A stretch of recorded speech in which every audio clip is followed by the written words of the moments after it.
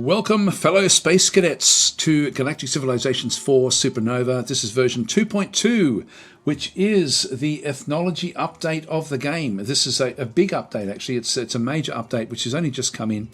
And so this actually brings a lot of unique feel to the different factions within GalCiv 4. It also adds in a whole lot of user interface changes as well, and also sort of, I guess, is the harbinger of what's going to be coming in terms of combat and so on and so forth with the game. So there's a lot of changes here with this version and a lot of changes on the way as well. So exciting times ahead for those of us that enjoy this excellent game. Now, the other thing is we also have a DLC installed. This is the Tales of Centauran DLC. And what this one does is it basically adds in other unique technologies. We end up with different planetary improvements as well. We've got different components for the starships, and some of the orders that we can then give are also now unique with this DLC. And there is one new mission, and I'm thinking I never normally play missions ever in nearly any game, but I'm going to in this case. I mean, the game does really shine in terms of its galactic, like, you know, forming a galaxy. But if we do play a mission, it means that we're playing a scripted map, but the events can still be random. So they can still come sort of thick and fast in all sorts of weird and wonderful ways. So the replay value is there, just not as much as if you're playing a completely random game. So this is what we're going to be playing. Let's just get into it. This is Return of the Korath. The year 2317 heralds the ominous resurgence of the Korath clan amidst galactic turmoil. And then there's a whole lot of text there that you can read if you're wanting to. I'm just going to skip past all that one. The Korath clan, the objective is to exterminate the other civilizations. We've got pretty much all the good factions in through here, except for the humans. The humans aren't there. So Iconians, the Altarians, the Drath Freehold, the Arceans, the Taurian, and then the corporate sector as well. I'm going to be playing on bright difficulty level through here. And this one, last time I played on bright, I lost. So I hope that won't happen again. But it may very well happen again. We don't know. Yeah, so the map itself is always the same when you play one of these missions. But as I say, the actual events around what's happening can be different. Before we start, I might just do a quick summary of who the Korath actually are. So if we just go back to new game, I quite like the summaries that they actually have in through here. Now, the Drengen are the base race, and so these are slavers. They're unrelenting, they're aggressive, a profoundly evil and warlike civilization, exceedingly clever and vicious. There are few beings capable of meeting a Drengen and not becoming its next meal. And so they are totalitarianism.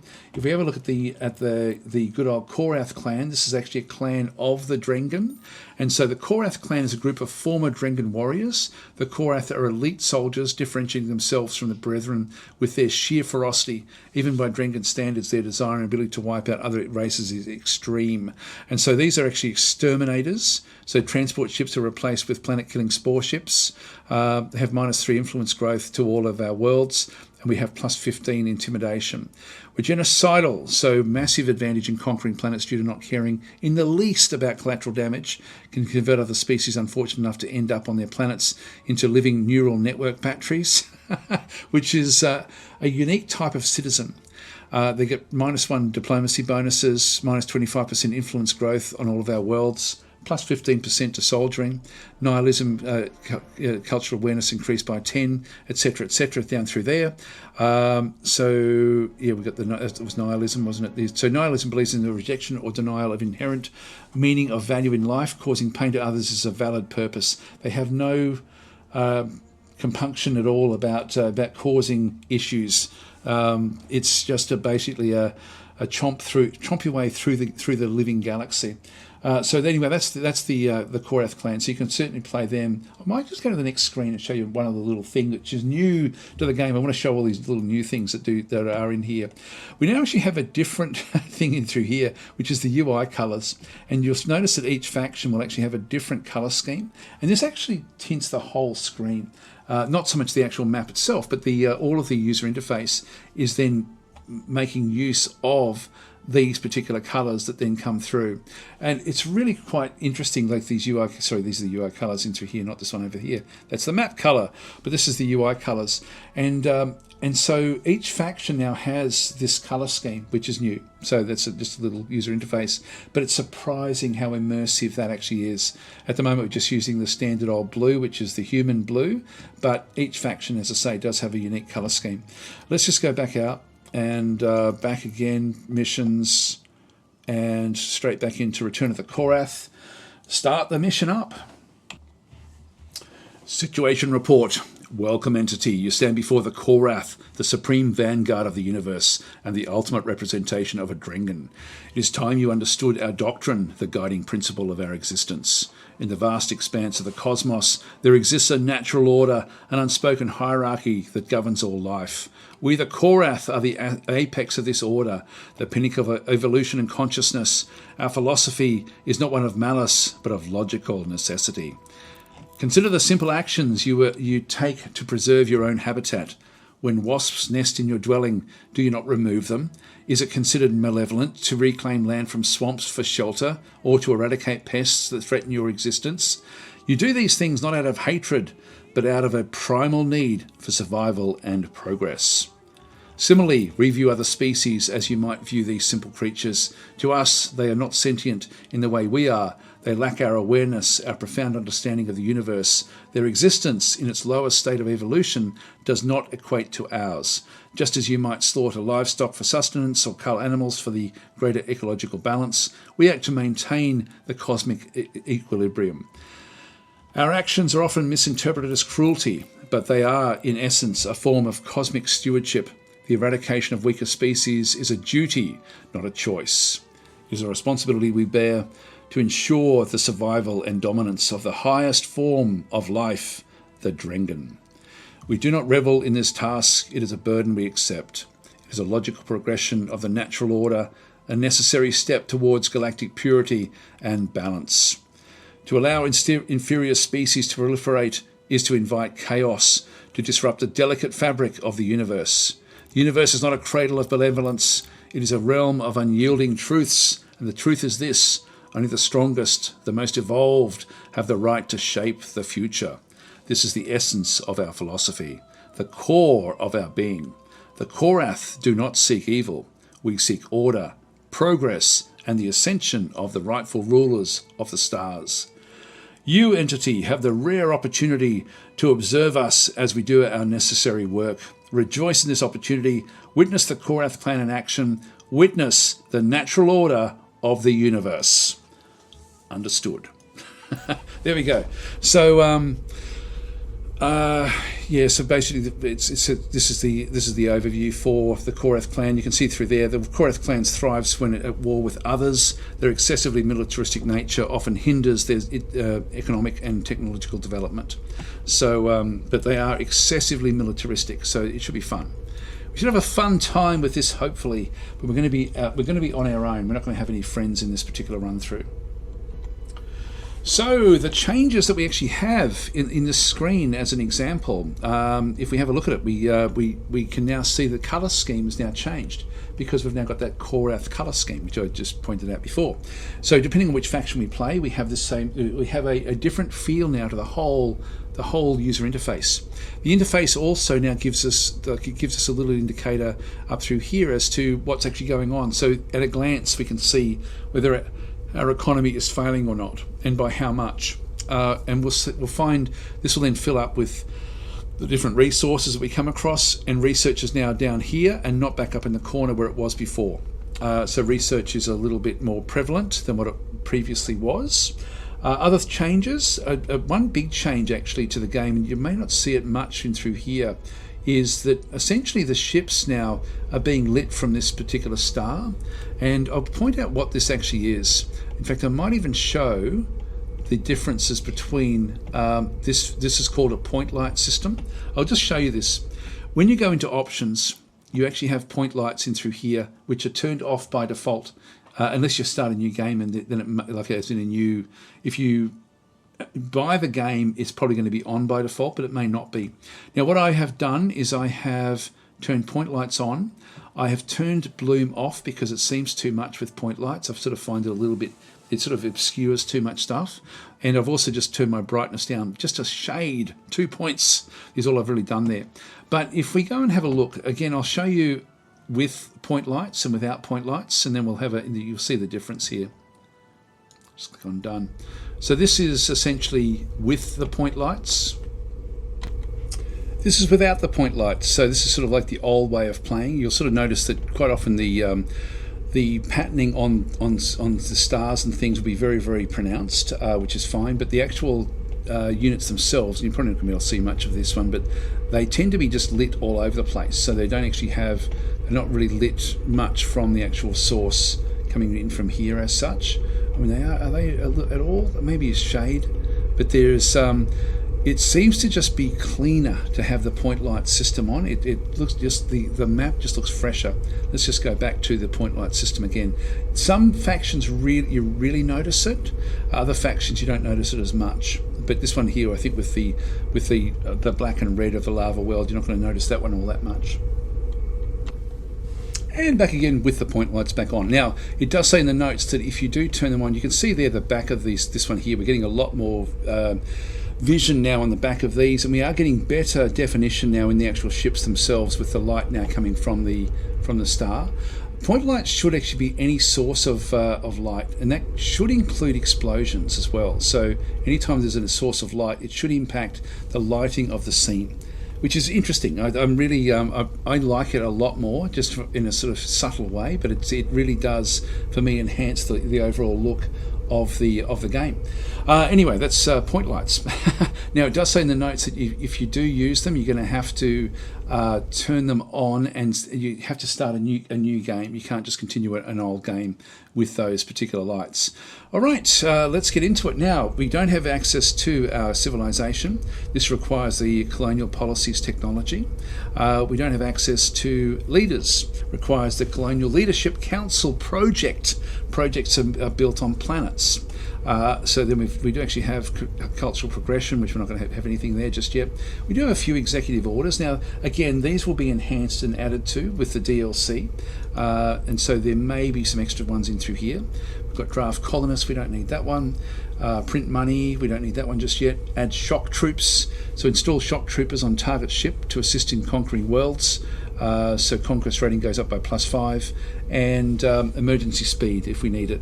This one I think is every faction has got this one, but I don't remember seeing it before the 2.2 update or the DLC. I'm not sure which one it came with, if it wasn't there before. So orders fleet to go beyond their maximum rated speed. So there is actually a movement +1. So that's going to then chew up our various control. Now we actually start with a fair bit of control, which is good. We're not going to use any of those just yet. Data bank we don't need just yet. Some of these require cultural influence technology, the galactic challenges, the diplomacy, we haven't seen anyone. Artifacts, we don't have any artifacts. And galactic bazaar, so we don't need to do that one just yet. But we do need to open this one up, the leaders. And we do that by going into our planet.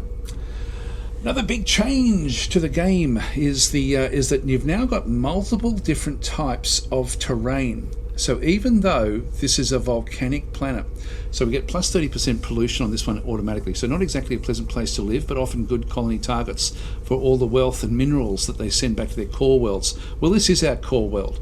And what we'll find through here is we'll have different things, like we've got a lava flow in through this other side. The volcanic plains give us -1 to food, but +1 to research. So we can technically build food. Actually, there's some plains, so nice flat land ready for improvement. We've got wasteland, so -2 to research in through there.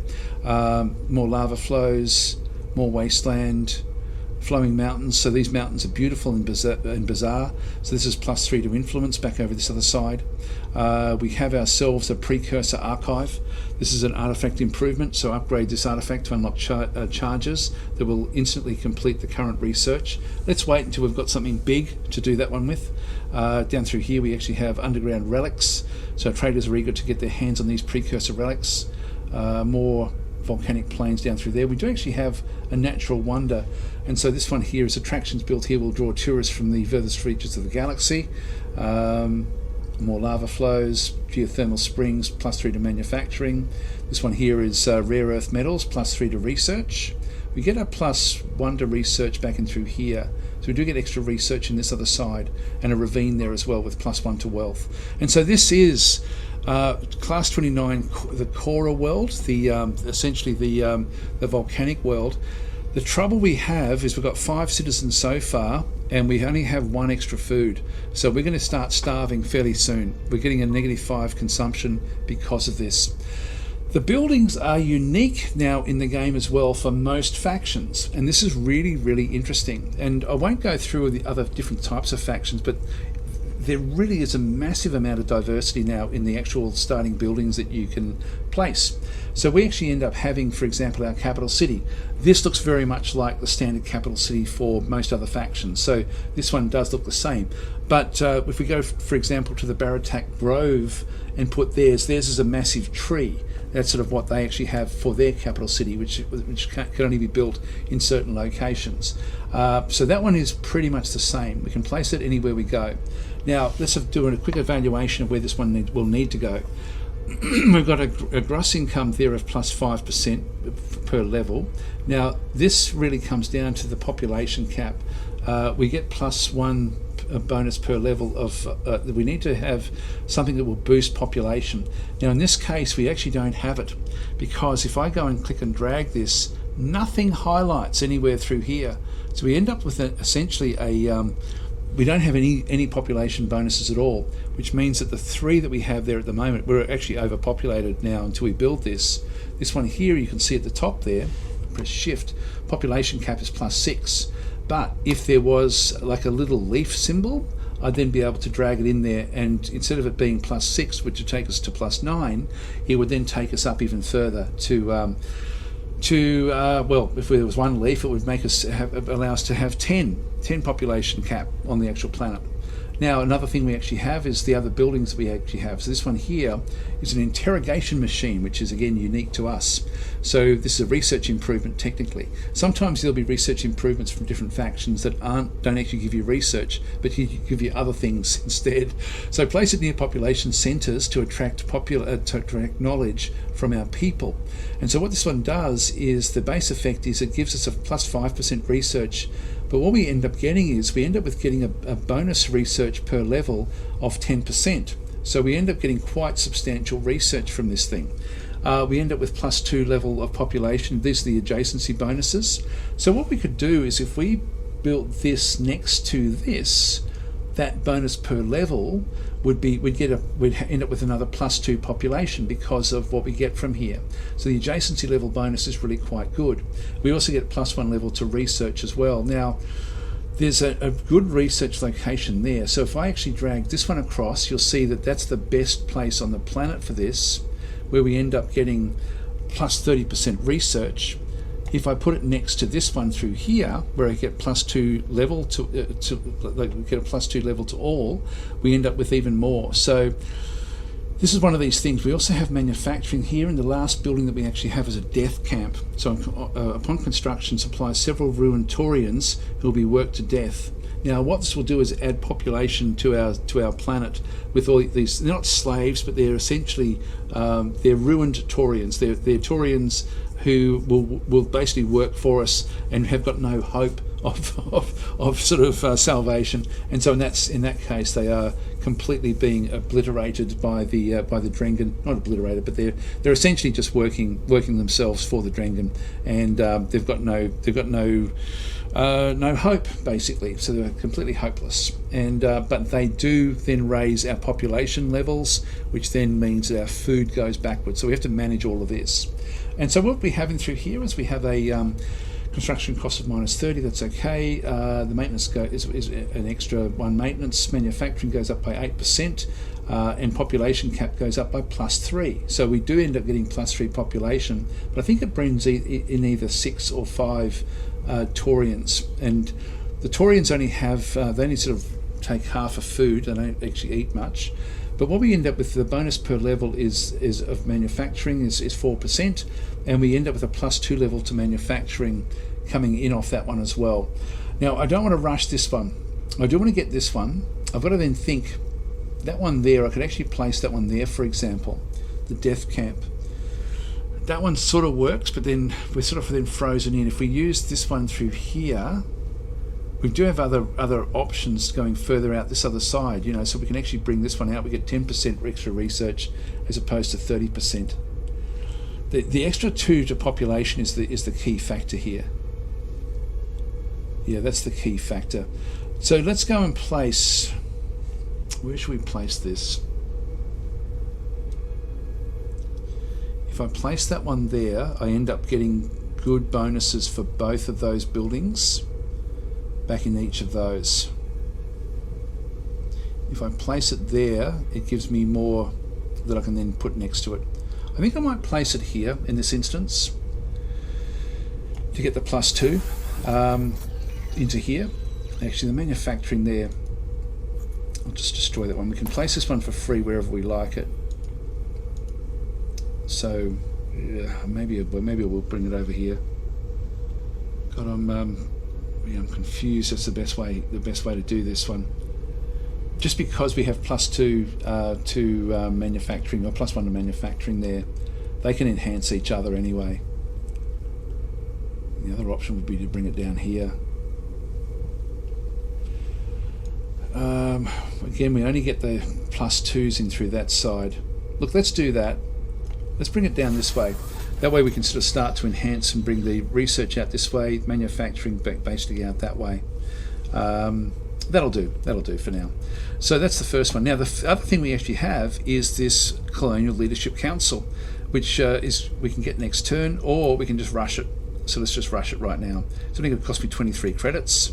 So that's really is a no-brainer to do that one right at the very start. That opens up my leadership straight away. Now with that one placed, we still need to go and build other things. So I'm not going to build this one. I'm going to build this one in here, the interrogation machine, which will then give us better research. And it says at the top there, place it near population centres to extract knowledge from our people. And so this is the bonus per level. Again, we're just going to get a nice big boost there now of 5 because of what we had placed there. Plus we end up getting +2 back into that one as well. So there we go. That one has now been placed, and that will then work out fairly well. 4 turns to get that one. We will click on done because there's nothing else we have to do in this instance. And we now actually have the Leadership Council is now open to us. So we have somebody with relatively good diligence. Initially what we're looking for is high intelligence and high diligence for our 2 commanders, which are going to then fit into the ministerial roles of exploration and technology. We don't need colonization until we end up getting another core world. But let's just go back to recruitment. Heretical, Ancient Alien Library. So this one here is a trained chef and Corsair lineage. Timid and overcame addiction. But again, these have both got good resolve. This one's cheap. It's only 10, it's 10 there. This one won't matter that much at 10. He's quite loyal as well. I think we'll actually grab him. He's cheap. He's cheap and he's nasty. That way we can sort of just use either one of them in either position, to be honest. And this one here is a living document, famed for verbal orders after an unfortunate document blunder. Decisions now right on recollections and swift redress. Let's just go back into our ministers now. We'll place him as the Minister of Technology, which we only get like a 7% boost into that one, plus we get a +1 research as well. And for the exploration, this one then gives us a +10 ship range in through this other side. That can be worth getting. Even just an extra 1 can make a big difference. But anyway, that'll do us for now. And we have +1 extra movement by having that leader placed in there. Okay, so now farming is going to become a problem. We are going to have an issue with farming. So we are going to need to either make farmers in different planes and things and do it that way, or we end up finding worlds that we can then go and settle and colonize. Now we have a whole range of different sorts of ships in through here. We have a siege ship, which will be good for when we sort of come across the enemy, but we might as well just use it for scouting at this stage. So let's send a siege ship out to this particular system. Oh, by the way, some of you will be disappointed in the little exploit that we had previously, where you could actually click on the star system and see what was actually around it, that's gone. We no longer have that little exploit. So anyway, it was an exploit, so I'm happy enough with that. This one here is a asteroid miner. Let's just move it across to here. Asteroid cluster must be inside your zone of control in order to be able to build a mining base on it. So we can't do that one just yet, but we will be able to fairly soon. Another asteroid miner there. We want to get down into here as well. That will do us. Do we have food there? No, we don't. We do actually have, as a measure for how the habitable space on the planet. See, this is not really worth getting. It's poor at class 3. That one there is dead, so we don't get any benefit from that one either. Okay, we've got a fighter. Well, I guess we might as well move this one up to one of these. We've got a few of the other ones. Let's just move that one across there. We have a bomber. Send it down this way. A Punisher, which is another fighter.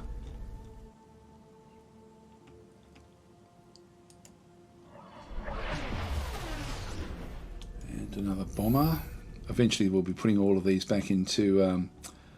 we've only got one ship left after this, so I'll send that one up to there. So we'll just do some initial exploration of these systems and look for another target that we can then go and sort of colonize. The instigator back in through this other side. I'm just going to tell this one to start to go through and pick up the different anomalies, which there is one down through there, space junk. But I'll just get it to just auto survey at this point in time. Now, research. What we want is colonial policies to be able to open up the civilization slot. So that will be fairly important to us. There's a few other ones that will be important as well, but that's probably the most important one. So, colonization policies technology. We've got Imperial Doctrine, unlocks the civilization screen. Actually, that's the one there. This one is the one that we do require. So this one unlocks the civilization screen. Yep, so it's called Imperial Doctrine for us. So that looks like that may be a bit of a bug. I think I'm using a version that's slightly ahead of what's being released, but not that this one has probably been missed, I would think. So Imperial Doctrine is the one that we want. 2 turns to get that one. Now, subspace frequency is another good one, because what this one does is it unlocks the various flagships that we end up getting. And so that would be a good one as well. But not yet. We don't need it just yet. So we'll just click on Done. All right. Yep, this one can't do anything. Just press space. Oh, and then we have to go back in and choose the next ship to construct. We'll use an occupier, which will be a colony ship. I'm sort of tempted to rush this.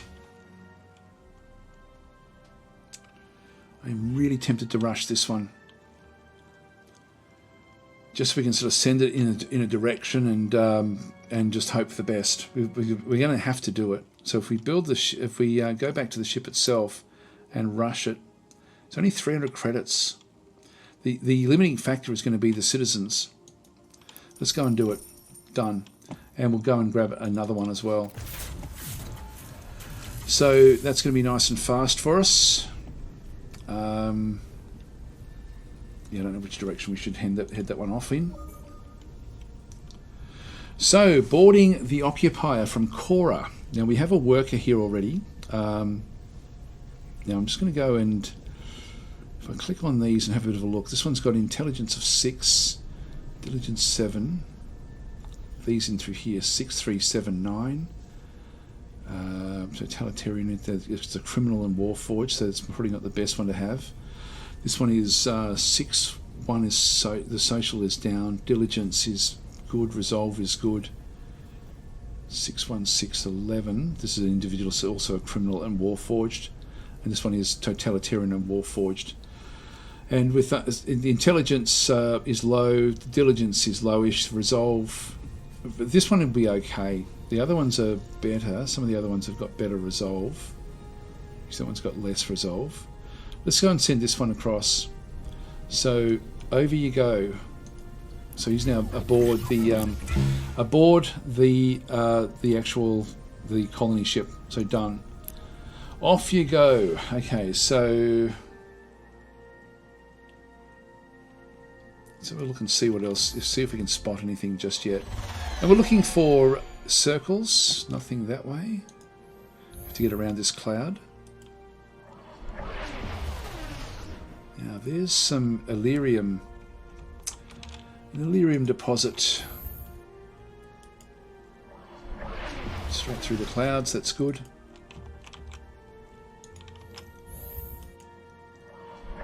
Oh yeah, it's more clouds, that's why it's going that way. Nothing underneath there, that's okay. We're not going to see anything else really. Well, I'm not seeing circles there, so I think what we'll do is we'll head off in one of these directions. That one looks like it's a bit closer, straight through the clouds there. So we'll move that one up. Alright, fleet awaiting orders, back in through here. Now this one can now reach this. So let's now go into that asteroid cluster. This one here, we're still waiting on it to go in, but we'll just press space. Now, do we rush the next one as well? We've now got +2 food simply because we're now moving them into these colony ships. You know, I think we do, and we'll send this off in a different direction. So we'll just go back into here and we'll rush this one. You can see we've lost an extra month now because we've lost one of our workers.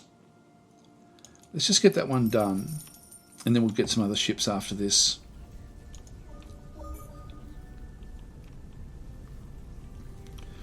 And resolve. I want sort of lowish resolve here, I think. I might send these guys across. So let's just go and board that one. We'll leave 3 behind just to work the actual planet itself. Just click on done. Now research complete as well. Imperial Doctrine is now finished as well. So unlocks the civilization screen, allows us to assign policies. So this is good. We'll choose a new tech in a minute. Let's go to the civilization policies in through here. So we have one available. Coerced colonization. Oh, there's some new ones of these, I believe, that have come in as well with the DLC, but we don't see them just yet. So coerced colonization, we don't want to do that one. Although we do get the extra growth, but the approval goes down even more. Can't really afford to do that when the approval is 51% and we're on medium. It's not dramatic. If we go to high, yeah, we just keep it on the medium taxation at this stage across the empire. So we don't need to have shipyard stimulus, net land exploitation. We don't want to get even more pollution. So heart of the empire it is. That's pretty much a bit of a no-brainer. That just gives us influence and gross income of plus 10%. That's just going to give us a bit of a boost back up in through there. Just click on done. So new research. Now, we do want to start to soon get the flagships just so we can start to be a bit more aggressive. So what do we have? We also don't really want to be... It's the subspace frequency is what we would be wanting, but we don't have access to it. I think we'll just go with space weapons in this instance and just keep on going. I'll sort of delve more deeply into that in future episodes. This one now can go in and build into this mining cluster. So yes, in you go. Ship. Now we'll have a bit of a look around this one. Yeah, this one here is probably going to have to come back across. This one's got nowhere else to go really. Just move across this other side. Not seeing anything there. So, building a ship. Got a constructor. I think we're going to have to start get those now. These are going to take a bit. How much are they going to cost? 750. We're now starting to cost us a fair amount. Let's just leave it for a minute. I'll just leave it where it is. This one here, where to send it? They're nice and close. This one over here is fairly close. Let's just move it out this way and just see what it can find. Now, getting the Illyrium, so there's massive amounts of energy needed for advanced beam weapons require specialized Illyrium crystals to safely channel. That would be nice to get these sorts of things. So this is why we do need to start to now get these constructors. They're going to be very, very important to us. We're going to need a lot of them, actually. The event that we have in through here, so Korath, Planet Report. So the citizenry abhors the very thought of intermingling with the galaxy's lesser beings as a result of exploration. They dread not just the dilution of our superior genetics, but the erosion of our hallowed culture, the tainting of our sacred bloodlines, and the defilement of our ancestral legacies. The people look to your I think they look for your decisive leadership to safeguard our purity as we cast our shadow across the galaxy. So we can implement the crucible of pain which enhancement on our homeworld to harden our populace. What this will then do is it will reinforce our citizens' strength and purity, ensuring the superiority of our kind. This is a bit of a no-brainer, to be honest, I think, with this one through here. Dispatch those who express fears to the front lines in colony ships. By facing the unknown, our people will either return victorious or not at all. The weak will be weeded out. We've got 2 colony ships already. We don't need any more. Perhaps we should just be more open to other species and realise that they're no better than anyone else. We cannot do that one. That is completely unthematic. We're going to do this one here. And so what that one does is it brings us in a different... where is it? Looks like that's it there. Crucible of Pain, which is a military improvement. And so what we're going to be getting through here is turns our weaklings into formidable soldiers. And so soldiering goes up by plus 15%. And there is a maintenance cost of 2, but that's okay. Approval also goes up by plus 5% per level. So an adjacency level bonus is plus 2 level to military. Now we also have this one as well.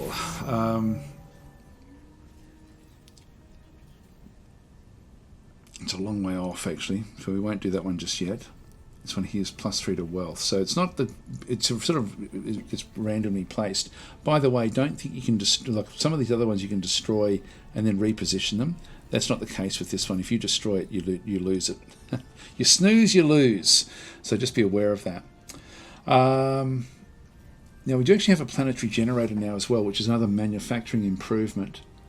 This one does give us a plus 2 level to military. Like if we actually did place it in there, we're going to get a plus 2 back into this particular system. And so this actually will then improve our approval ratings, which are quite low. Like everyone's not really all that happy. So the approval is 56%. By adding that planet generator next to this thing, we're going to then improve that by another 10%, which will then improve our taxation, etc., and also our production. So that's actually very much worth doing, I think. Now we're probably going to have research going off in this direction. Ultimately, there's more plus 2 to military there as well. So if we build another military aspect in there, I don't know what we can build in there. Manufacturing. Yeah, it's not going to sort of work. I love how it's got like different limitations now with the actual because there's so many different types of terrain. It's certainly much more nuanced with the way the game does actually now play, which is really, really cool. God, I really like what they've done with this game. Just like the improvement from the original release of Gal Civ 4, and then with Supernova, that was incredible. And then just these other sort of major milestones are really kicking goals. Anyway, that's something we could position. It is a bit of a no-brainer, and I think that's the no-brainer spot for it, to be honest. So I think we'll just go and place it there. We can always change the order later on if we wanted to, But let's just reserve that spot for that particular location, or that spot for that particular building. Just click on done through there. So that's where everything's sort of under control at this stage. We'll just tab to the next turn. Now, what are we seeing? That's just more space junk. There's some sort of edge. Nothing around that one. All right, we probably want to go after these sort of more yellowy type stars, to be honest. But we've got a colony ship that's now actually that's the seed ship. Let's head out this way. See if we can see anything else. And we'll send this one up this way. Everyone else is moving. Let's just move this one in. We may be able to get something we can see.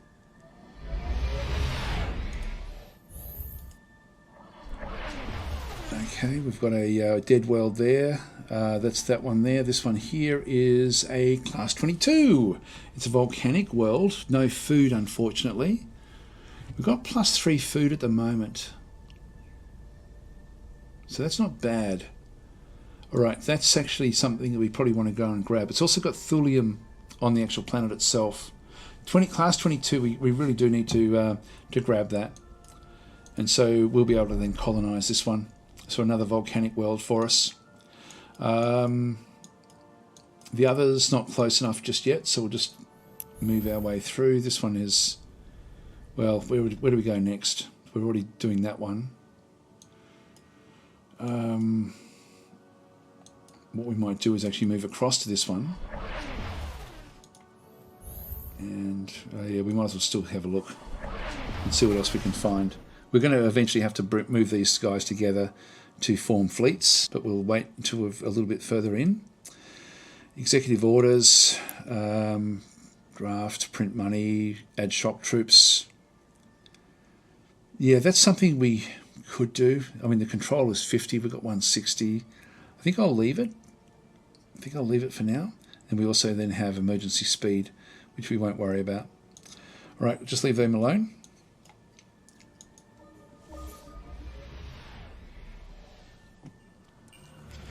Our survey ship cautiously approaches a mysterious object, all sensors set to maximal gain. One of the universe's many secrets, perhaps a great danger or valuable treasure, will soon be revealed to us. This is our first anomaly survey. What did we get? Nothing. Nothing at all. Anyway, that was space junk, I think. So we've got another one back over there, another artifact. So what's that one? That's the colony ship, which is moving across. So no point going up there. We will flick across this other side and see if there's anything out this way. Of the event, here we go. This is what we end up getting. A fierce battle was waged here recently. On one side, a Memot colony ship has suffered a hull breach and is on the verge of catastrophic failure. On the other, the remains of an alien raiding ship with no survivors, but for a single escape pod with failing life support. They call themselves the Zoloxy. We can either save the thousands of Memot colonists aboard the colony ship or the Zoloxy captain. There won't be enough time to save both. What are your orders? Quickly. Well, for us, it's an easy one. It's the Zoloxy captain. And so we gain a Zoloxy leader. We get egalitarianism, cultural awareness increases just to 1. If we rescue this one through here, it's going to be more collectivism, and that's not what we're about. So we go that way. We go back into our leader pool. And so here is a Zoloxy captain. These are essentially like the Orion slavers from Star Trek. So spent their entire life chasing means of achieving immortality. Now this one actually has good intelligence, better than what we actually have in through here at this stage. So we can get Lorthu and bring Lorthu back out, and we get a +8%. Now if I bring that one back across, it doesn't really worry it. This one goes back into that position there. It's useless at everything else except for this. This isn't a great number, but it will do for now. So the Zoloxy have a +2 native ability there. We don't have anything. We just only have our base amounts. But we get a little bit more research by putting Gabella back into that position. She's also fairly loyal, which is good. Not that it really matters that much. Now, we didn't get the commanders, did we? No, we still got to try to get the subspace frequency systems. At some point, 2 more months before we get space weapons. Let's end our turn. What do we have over through here? This is monthly news. Yep, so that was choose a side. We just did that one. That one's done. And exterminate the other civilizations is the objective.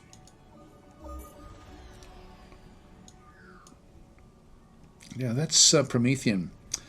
Required for many advanced planetary improvements thanks to its bizarre quantum nature existing in multiple realities at the same time.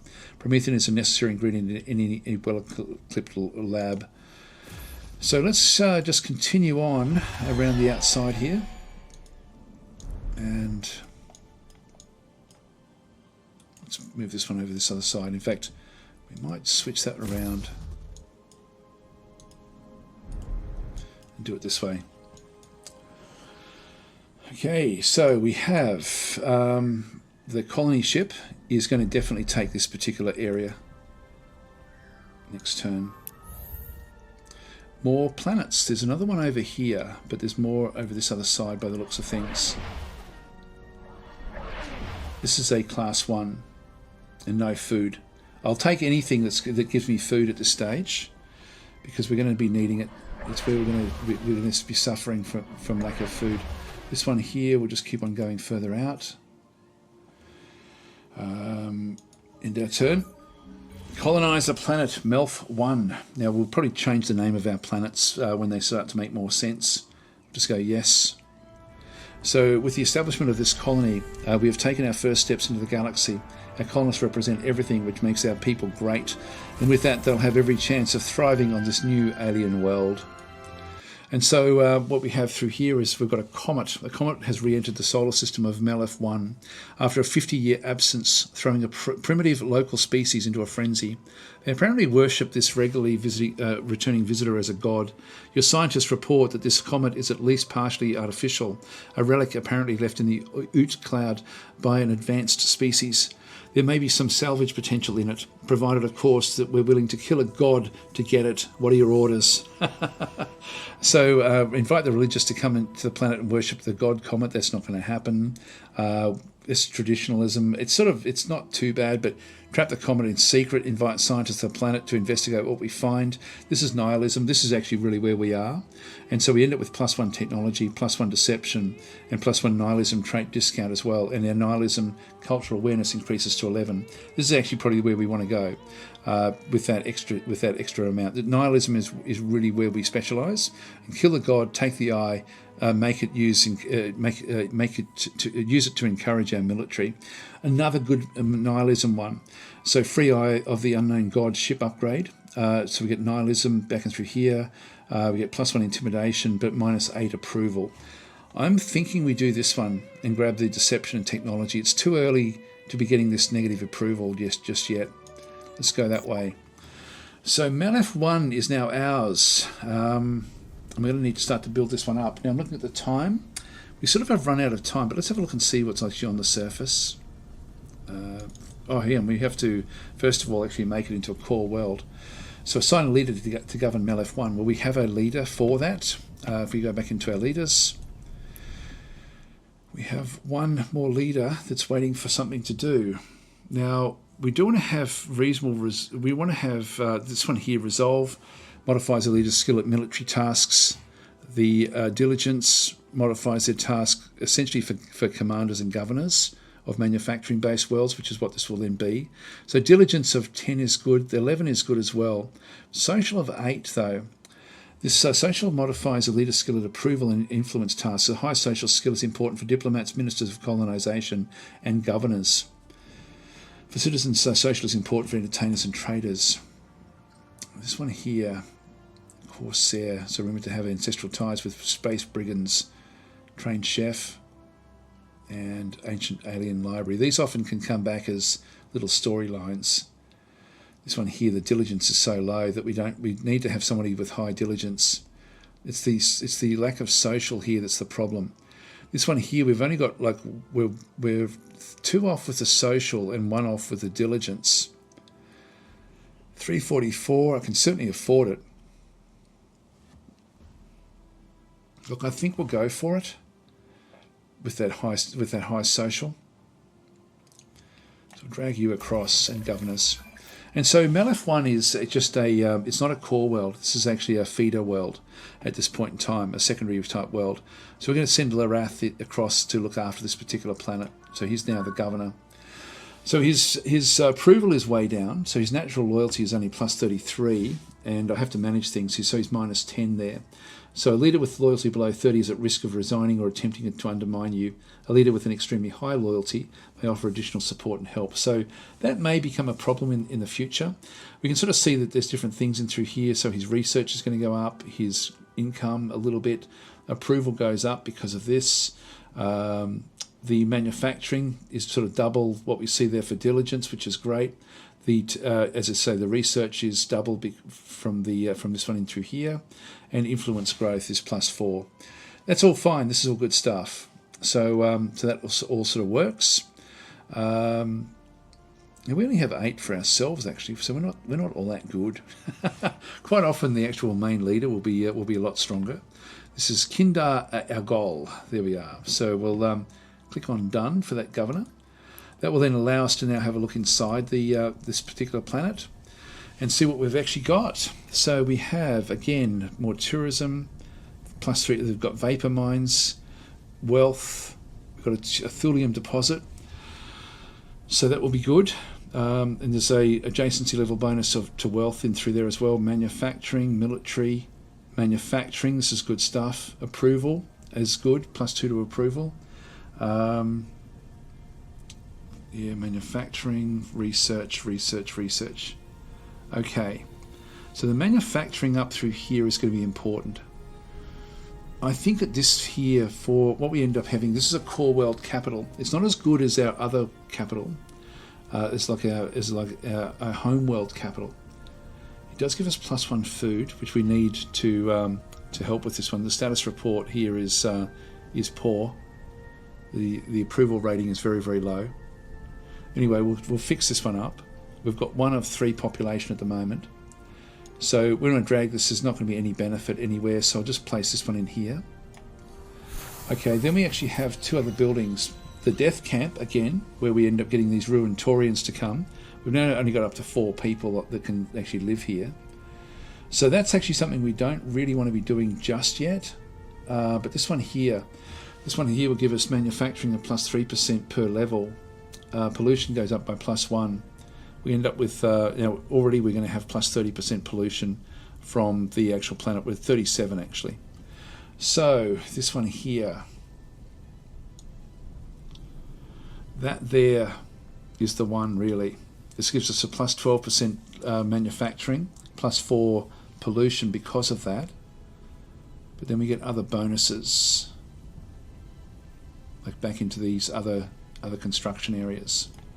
Let's just go and place that one there, and we can just go and place a manufacturing district there if we wanted to, which wouldn't be too bad. If we placed a manufacturing district there, we get a +2. Okay, we'll consider that. We'll just leave that one there. 26 turns to get this one. Just click on done. Anyway, that's the start. One thing we also want to be doing here actually is to go and build a shipyard. So we'll be wanting to get that one pretty quickly actually, but maybe not yet. We'll start this way. To buy that one outright is only 240 credits. I'll let it go for a little bit and then we'll go and come back and do that one. So we'll just let that one sort of develop. We've still got 3 food, which is good. I just want to keep on playing. Oh, here we go. We've got a class 23. This is amazing, but it is an oceanic world and requires exotic world colonization. Let's have a quick look and see where that actually is. That would be under, of course, colonization. Exotic world colonization is extreme colonization. Wow, it's way, way back in here. It's too far away. So that's not going to happen, unfortunately. Looks like there may be other planets in here as well. Oh, there's even another one back out over this way. Oh, we've actually now found ourselves the Altaran Republic. So your arrival fills us with deep concern. Your reputation precedes you, a shadow cast across the stars, a symbol of unbridled malevolence and destruction. Our civilization, guided by principles of enlightenment and harmony, stands in stark contrast to your ruthless ethos. The Korath blatant regard for life, the sanctity of sentient existence, is an abomination in our eyes. And so we can just talk to them and say, you have no value. You're either sentient or food. Let us see what you have that justifies your continuing existence. Your skin has a pleasant hue to it. It's not going to matter what we do, to be honest. But they have no value to us. Situation report. In the grand tapestry of the universe, every thread has its place, every species its role. We are observers, learners at first, seeking to understand the unique nature of our entities. Our philosophy is one of careful study to ascertain the role each species plays in the grand scheme. It is a delicate balance one we do not disrupt without cause. Note that here, in this moment of contact, we extend a hand of cautious friendship to these creatures, but be aware the universe is a place of judgment and consequence, and we, the Korath, are its vigilant custodians. We will observe and then act to remove the species as a destabilizing element. This is an act of purification, not of malevolence. It is a surgical excision, precise and devoid of unnecessary cruelty, much like pruning a tree for the health of the whole. Observe, learn, understand, and be grateful for the service we provide. Understood. And so there we go. That's really the first of the thing. We've now got space weapons as well. There's a lot more. See this information in here. This has also been fleshed out a lot. So you can actually sort of read more about the text now. So there's been a lot more information placed in amongst the game itself. Do we have anything new in here? Not so much. Not so much. So I know that there's actually new combat aspects coming to the game as well, but I'm not exactly sure where. So anyway, we'll choose a new tech and then we'll end this series. Alien World Studies and Xenofactories. We are going to need this, but I really wanted this one. That's just to house more people on our worlds. Now we don't need that, we need food. This one here will then open up better attacks. This one here, yeah, I think we might go this way actually. Let's go and improve the manufacturing districts. We can always go back and have a look at the Tech Navigator to see where these things actually fall. So if we have a look at Xenofactories, then opens up space elevators. And then this is a good one for us actually. It allows us to quickly move resources into orbit and begin constructing supply ships. That would be very, very useful. So that's actually a good one for us to go with. Under warfare, we also then had the Space Weapons Doctrine, which is the other one that we would have then got. That will then open up specialization, which will be good as well eventually. We don't need to do that one just yet. Anyway, we'll just leave that one through there. So we'll just go Xenofactories. Done. And I am going to leave it here, guys. I'm not going to keep on getting caught up just playing one little bit more as we look at things. But no, we're doing quite well at this stage, or not quite well. We've sort of at least just started. Now we did come across. What did we come across? There's another planet down this way. Not sure how they can see us. They must have another something else nearby. That's a dead world. That one we can't do. The Taurians will be able to get that one though, I think. So I think the Taurians could settle that one. It's like, you know, the other groups can't actually settle volcanic worlds. Now this is just a fighter, oh sorry, a bomber. I might see if we can find it where there they are. So they've got a probe. Now we haven't built any probes, and that's probably something we should have done, really, in hindsight. So we don't know how far away they are. They could be any distance. We just don't know. And we've got no more moves left with this particular ship. I will leave it here, guys. Thanks for watching. I'll catch you next time.